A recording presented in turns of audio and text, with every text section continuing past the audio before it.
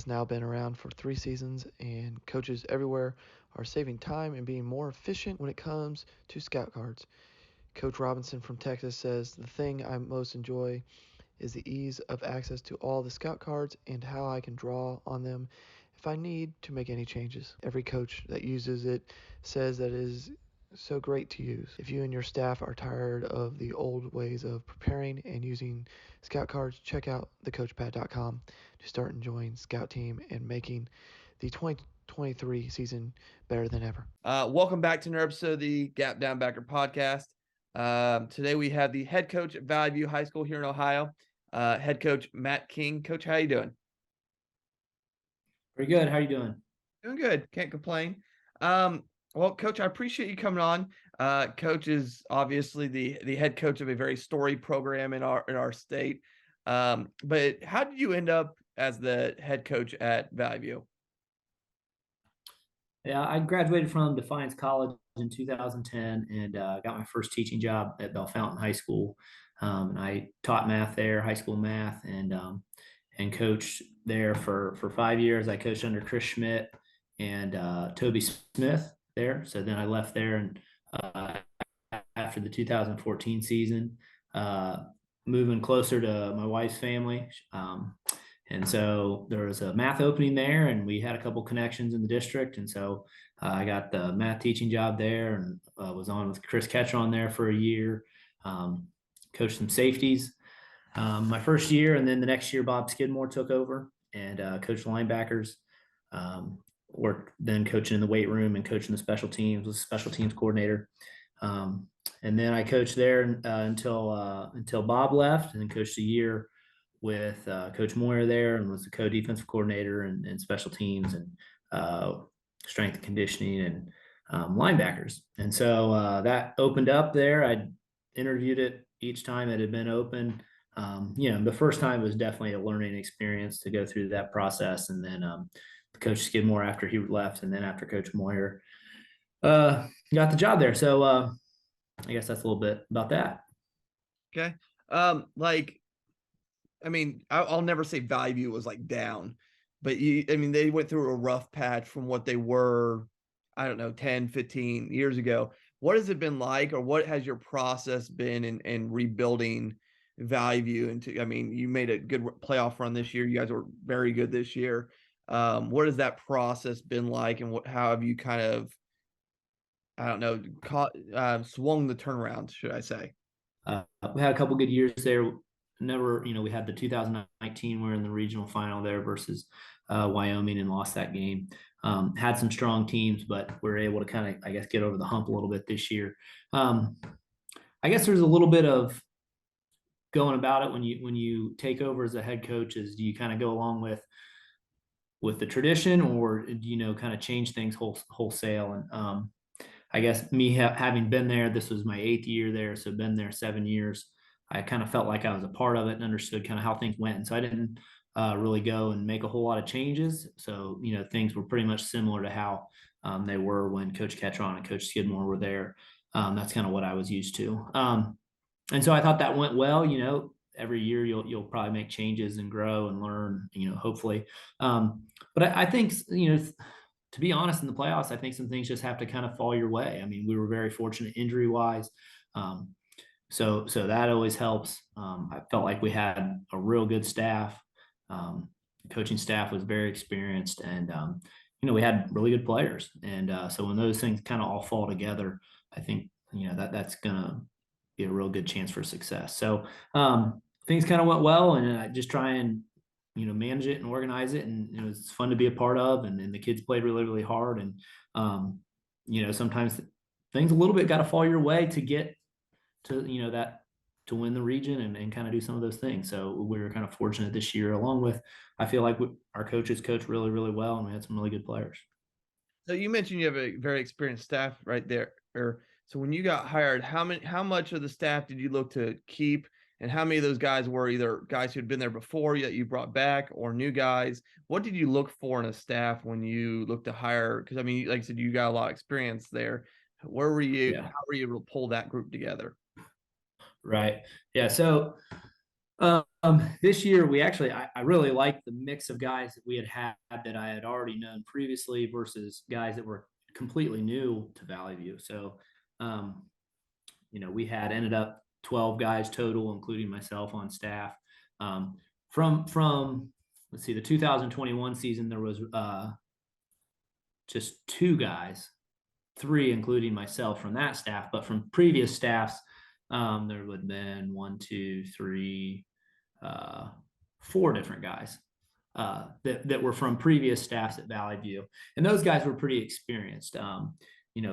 Coach Stidham, Butch Stidham, has almost 20 years experience. Chad Cradaball coaches wide receivers, and he's pushing 10 years. Jared Henry is a guy that's been on staff, was on all the staffs. He came in just before I did. So he was on all those staffs and is a Valley View guy. And so those guys, and then brought in some other guys that some of those coaches gave me those names. Those weren't all guys that I just knew. And so sat down with them and just talked with them. And really, as I've been around this would be this was my 13th season. Anybody who's been around football, to be a good coach, you usually got to coach. You got to open your mouth and you got to coach players and you got to help them get better. And that's what I was looking for, guys that would actively coach.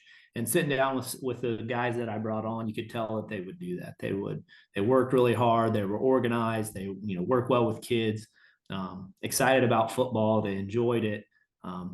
Those types of things. So that's really what I look for in a coach.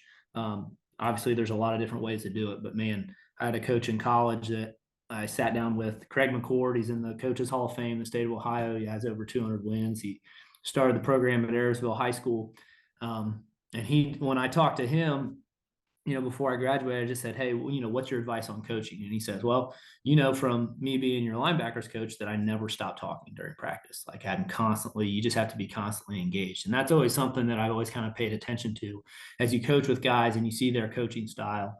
Someone who is actively coaching, is always engaged, is focused, because, you get that ADD kick in a little bit and you can be off looking at the trees or whatever. And it's not hard for even coaches to do. So you just got to be really focused. And that's just always something I've looked for. Okay. Now, we'll get to your defensive background here in a minute, but as a defensive coach, what were you looking for when you took over for your offense? Like, obviously, Valley View has some history of being a little more wide open passing offense historically. Sure. Maybe not as much as recently, but I mean, the run and shoot that has been named with them. So when you're looking for an offensive identity, what were you looking for as a defensive guy and as a head coach, and what your personnel was looking like after being there for 11 years? Right. Yeah, I'd say I was going to be really, really comfortable with.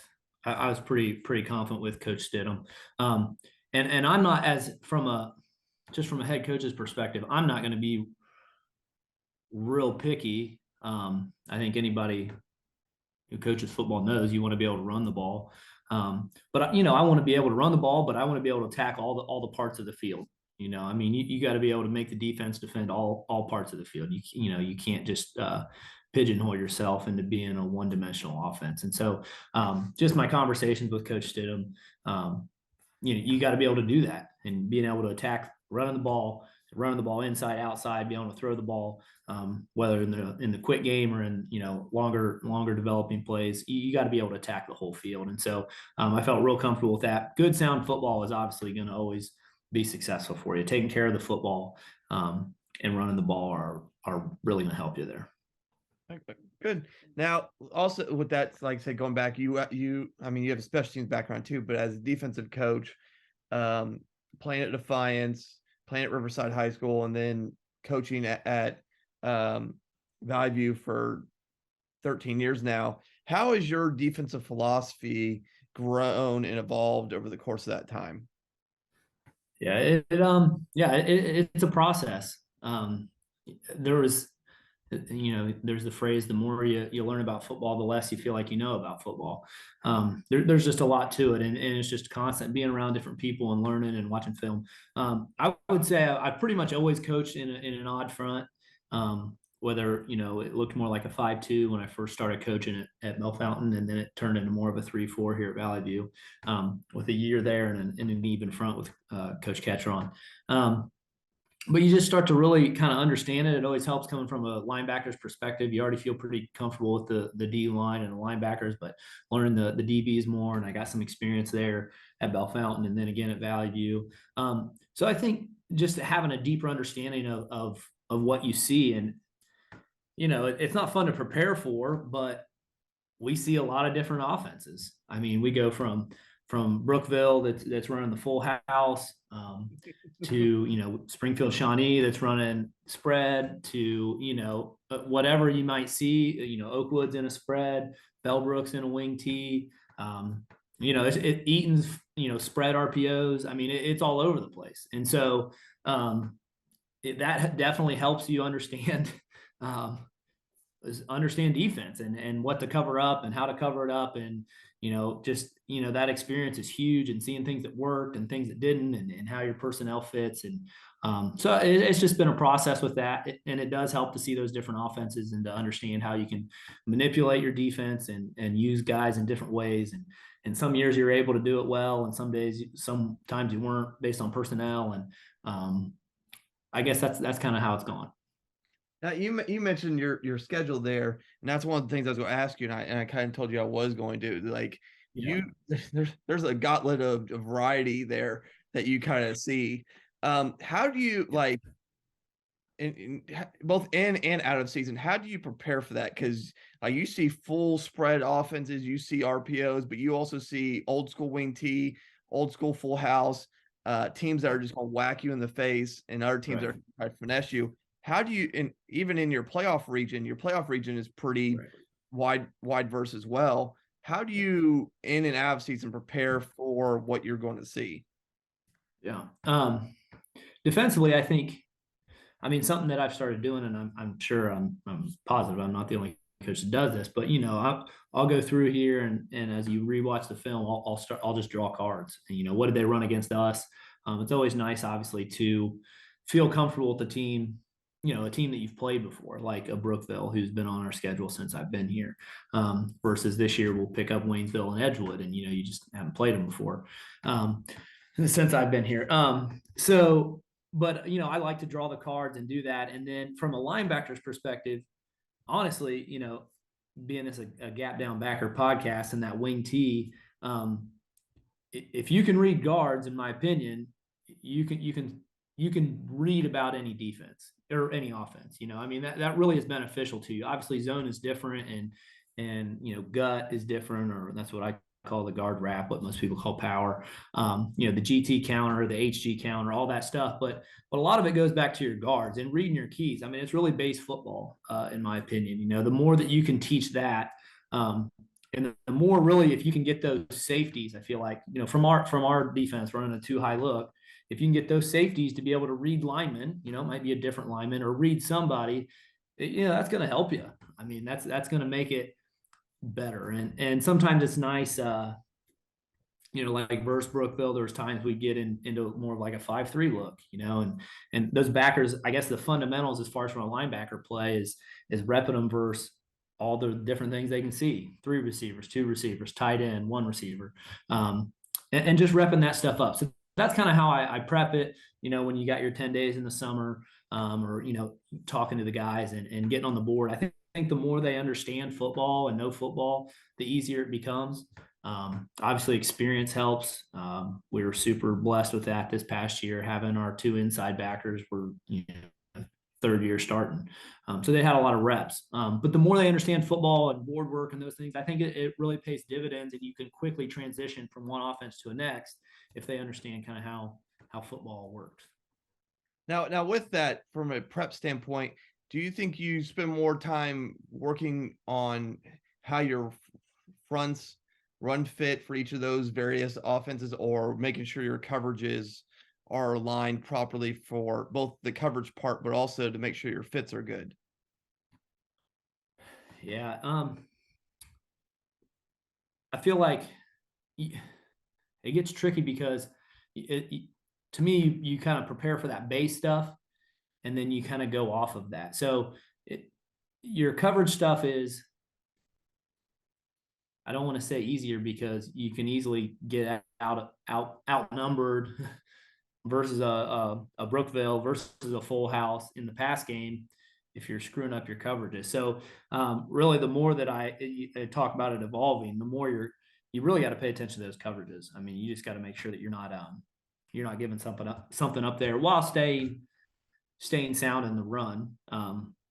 When we didn't give up big plays, we were pretty effective defensively. I mean, that's a pretty easy stat for any defense to see. You limit those explosive plays. And so you don't want to give up the big plays in the pass, and you got to give it covered up gap scheme wise. So I think it's got to be a mix, honestly. Like there's just you got to be sound both. And you can't, I mean, once you start over, usually it seems like when you start over prepping for something, or you're trying to get more guys in the box, well, now you're vulnerable in the pass. Or if you're not getting enough guys down in the box quick enough, now they're picking up 6 yards a pop without any problem. So it's definitely a mix of that and getting your guys to kind of read and understand from week to week. And I think, in those 10 days or in the beginning of August, when you're prepping all different kinds of stuff, I tried to, have a practice. Now this week is Brookville week. Now this week is Eaton week. And this is what we're doing. And from day to day. So you go into 2 a day and you're maybe focusing on this team. And then the next day you're focused on a different team and changing it from that perspective. But, your guys have to be able to change gears and have that understanding, I think. Okay. That's one thing they'll ask you is how you prepare during August and with you going, say a team by day, is that team related to, say, your install schedule where we're focused on the full house, how we line up the full house today and how we line, or say, we know there's a good chance we'll see Springfield Shawnee in the playoffs. So, we're going to focus on the, say, 2x2, 3x1 stuff today. Right. We're going to use some of their stuff. How do you, when you're looking at each of those days, is it related to certain formations, or is it just, okay, we know what this team's going to bring at us? Yeah. I mean, a lot of it is formationally. I think, I know at the college level, they like to do a lot of stuff, based on down and distance and position of the field. I haven't seen that as much at the high school level as far as tendencies. I think it's more formationally.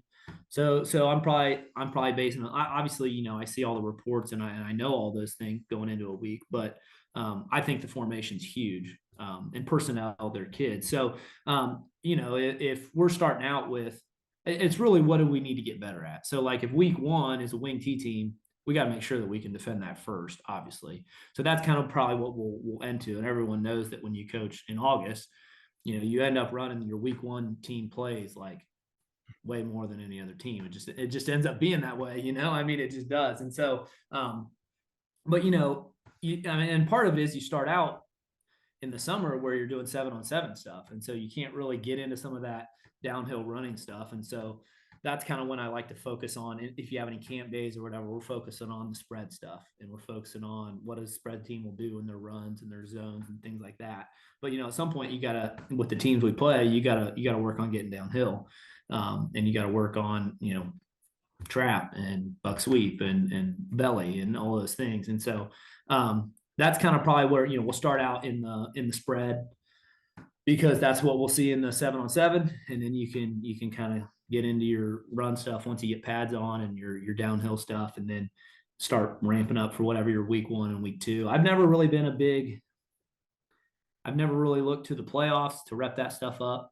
I feel like for the most part, especially like you've mentioned, the schedule that we see, we'll probably have seen something like it moving up to there. So, I've never really done much with that. Yeah.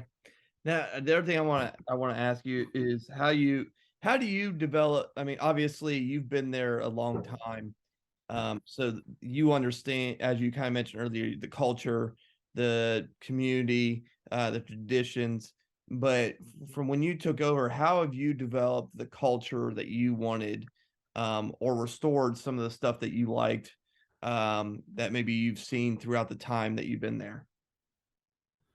Yeah. It's interesting. It's been great to. I'm not super. I want, from a coaching staff perspective, from the kids' perspective, I want them to feel comfortable.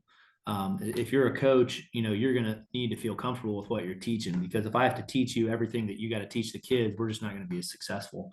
And the kids, they all know that Valley View's had a great tradition. So to me, kind of, especially early, and I've told the kids this already, is early, we're going to see how things kind of go with what's happened, and then I'm going to take what I like and what I don't, type of a thing. And so I think the culture probably was pretty similar to what my personality is to begin with.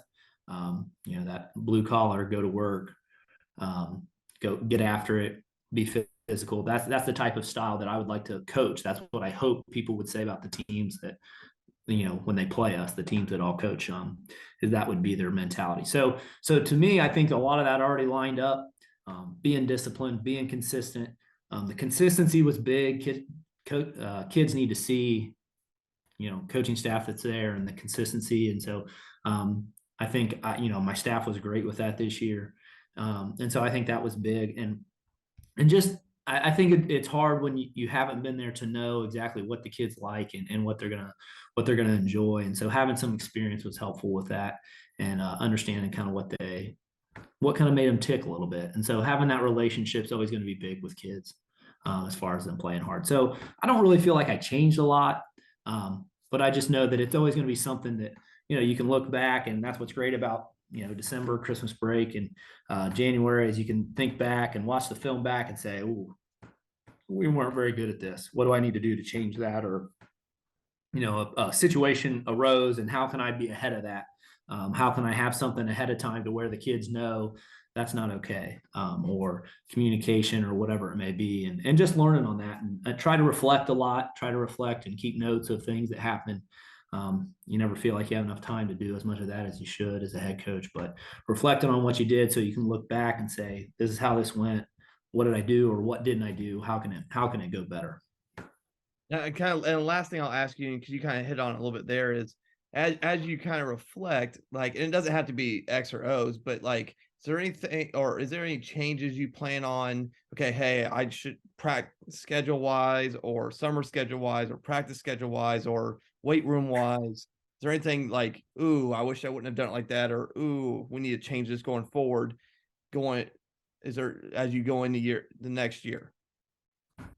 Yeah, there definitely is, and I don't think there's anything glaring, but it doesn't take too long, to where you can get out of the habit of something. And so there's little things. I think my communication with parents and my expectations can be a little more clear. And you know, weight room was decent, but we've already met as a staff, and hey, these are the things that we need to see. And it was really pretty. That's a thing that I'm excited about, with having coaches that have fresh perspective of Valley View. I have a nice mix, I feel like, and there's three guys that they've never coached at Valley View. And so now they've seen them from the outside. They're familiar with them. Maybe they've coached against them, but they've never coached in the building. And so getting their perspective and what they see and how it compares to other schools has been really nice. We've met about the weight room already, and some things that definitely need, just some discipline things, some more effort things, that can improve, and maybe they weren't terrible, but they need to improve. And so, later this week we'll start that, and we're excited to put those things in. And I just think that clarity on expectations is something that always has to, it's like, you got to be on it, because it'll get away from you just real quick, and clarity with parents, that's always easy. I think I kind of I didn't have like a rule book, even in my interview committee, or, when I interviewed at any of the times, I never had a set of rules, because I think I wasn't quite sure what would be the sticking points, or what would be things that would really need a set in stone rule. And so now I can kind of see some of those things, like I need to have something in place so that kids know, hey, you do this. If I don't have a policy in place, and then they do something, and I just assumed that nobody would ever do that, or and And then, I was wrong. So, so now, I kind of got to get some of those things and that's really another part of communication. So yeah, there's definitely things. It is as well as we did, in the win column and winning the region and state semifinals, and that's all great, but there's always things. I think that's probably the worst thing about coaches.